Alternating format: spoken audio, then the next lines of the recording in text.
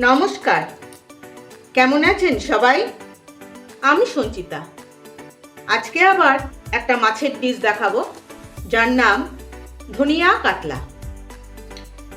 প্রথমে আমি কাতলা মাছ লাগবে, আমি কাতলা মাছের পেটি নিয়ে নিয়েছি, খুব ভালো করে ধুয়ে। এবার দেব একটু লবণ, একটু হলুদ, একটু লাল লঙ্কার গুঁড়ো, এবার দেব 1 চামচ ধনিয়া গুঁড়ো, আর দেব অল্প লেবুর রস। ভালো করে এটা আমি মেখে রেখে দেবো। এবার একটা মশলা করে নেব, তাই নিয়ে নিলাম মিক্সিং জার। দেব গোটা একটা পেঁয়াজ। আপনারা মাছ বুঝে দেবেন, কতটা মাছের করবেন সেই বুঝে দেবেন। আমার তো অল্প মাছ, তাই আমি একটা পেঁয়াজ দিলাম। অল্প একটু আদা, পরিমাণ মতন কাঁচা লঙ্কা, যে যেরকম ঝাল খান দেবেন। আর দেব কটা রসুনের কোয়া, আমি এখানে 4টে রসুনের কোয়া দিলাম বড় বড়। আর একটা মশলা করে নেব, এখানে দিয়ে দিচ্ছি কিছু কিশমিশ, কটা আমন্ড, একটা টমেটো, আর দেব 1 আঁটি ধনেপাতা। এটাকে পেস্ট করে আমি এই ধনেপাতাটা পেস্ট করে নেব।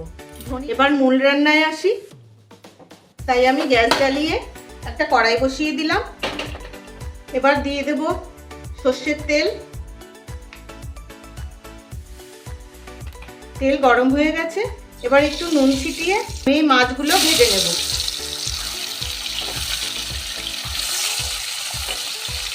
মাছটা ভাজা হয়ে গেছে, আমি মাছটা তুলে নিচ্ছি। এবার দিয়ে দেবো একটা ফোড়ন, দিচ্ছি সাদা জিরে, 2টো ছোট এলাচ, লবঙ্গ আর দারচিনি। ফোড়ন ভাজা হয়ে গেছে, এবার দিয়ে দেবো এই পেঁয়াজ, লঙ্কা, আদা আর রসুন বাটাটা। এবার মশলাটা ভালো করে কষে নেব। মশলাটায় আমি অল্প একটু বাটার দিয়ে দিচ্ছি, বাটারটা তেলে যোগ করতে ভুলে গেছি। এবার একটু ভালো করে ভেজে নেব। পেঁয়াজটা খুব ভালো করে ভাজা হয়ে গেছে। বাটারের মধ্যে পেঁয়াজ রসুন পড়লে এত সুন্দর গন্ধ বেরোয়। এবার একে একে গুঁড়ো মশলা দিয়ে দেবো।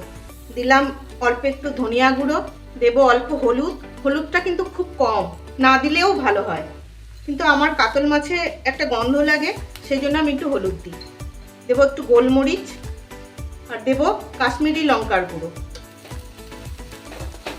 হালকা একটু নেড়ে জল দিয়ে দেবো। মশলাটা অল্প একটু কষিয়ে নিয়েছি, অল্পই কষিয়েছি, বেশি কষাইনি, একবারই জল দিয়ে একটু কষিয়ে নিয়েছি। এবার দিয়ে দেব এই ধনেপাতা বাটাটা, ধনেপাতা, আমন্ড, কিশমিশ আর টমেটো। এটা দিয়ে আর একটু কষিয়ে নেব। বাটি ধুয়ে মশলা ধোয়ার জলটা দিয়ে দিলাম। এবার দিয়ে দেবো পরিমাণ মতো লবণ, আর দেবো সামান্য চিনি, 2-4 দানা। আর মশলাটা একটু কষিয়ে নেব। মশলা খুব ভালো করে কষে গেছে। এবার দিয়ে দেব একটু লেবুর রস। লেবুটা আপনারা বুঝে দেবেন, যতটা মাছ সেই হিসাবে দেবেন, কীরকম টক খেতে আপনারা পছন্দ করেন তার উপর। এবার দিয়ে দেব মাছ।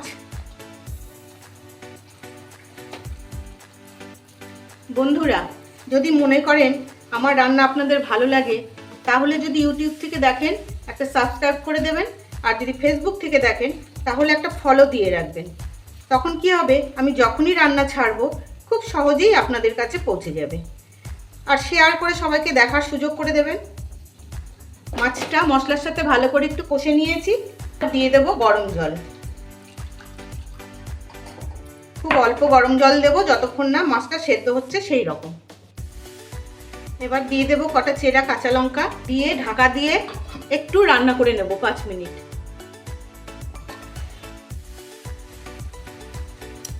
দেখুন, এত সুন্দর গন্ধ বেরোচ্ছে না, মুখে যদি অরুচি থাকে এই রান্নাটা করে খাবেন, একদম মুখের রুচি ফিরে আসবে।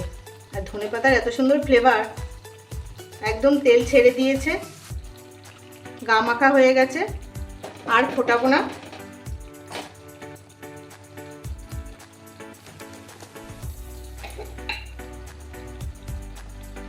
এবার দিয়ে দেবো আর একটু গোলমরিচ গুঁড়ো ফ্রেশ, অল্প একটু বাটার, আর 2টো কাঁচা লঙ্কা। দিয়ে এইভাবে ঢেকে রেখে দেবো আরও 5 মিনিট। তৈরি হয়ে গেল ধনিয়া কাতলা। কেমন লাগলো জানাবেন, ভালো লাগলে কিন্তু অবশ্যই জানাবেন। তবে আজকের মতন আসি, ভালো থাকবেন সবাই।